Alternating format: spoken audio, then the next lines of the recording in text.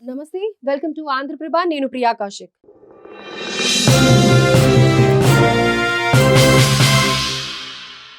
భారత్లో మళ్లీ లాక్డౌన్. పోయిందనుకున్న మహమ్మారి విజృంభిస్తోంది.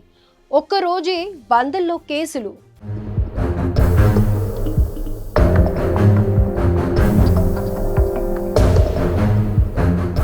పోయిందనుకున్న మహమ్మారి మళ్లీ ఒక్కరోజే 564 మందికి పాజిటివ్. 5 నెలల చిన్నారి సహా 7 మృతి. గత కొన్ని రోజులుగా భారత్లో కరోనా వైరస్ మహమ్మారి విజృంభిస్తోంది. పాజిటివ్ కేసుల సంఖ్య రోజురోజుకు పెరుగుతోంది.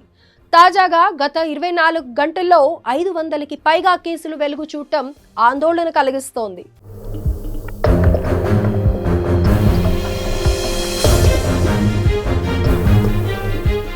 గత కొన్ని రోజులుగా భారత్లో కరోనా వైరస్ మహమ్మారి విజృంభిస్తోంది. పాజిటివ్ కేసుల సంఖ్య రోజురోజుకు పెరుగుతోంది.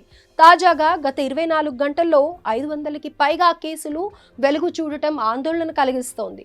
దీంతో ఈ ఏడాది కరోనా వైరస్ బారిన పడిన వారి సంఖ్య 5,000కు చేరువైంది. కేంద్ర ఆరోగ్య మంత్రిత్వ శాఖ డేటా ప్రకారం బుధవారం ఉదయం 8 గంటల నుంచి గురువారం ఉదయం 8 గంటల వరకు కొత్తగా 564 పాజిటివ్ కేసులు నమోదయ్యాయి.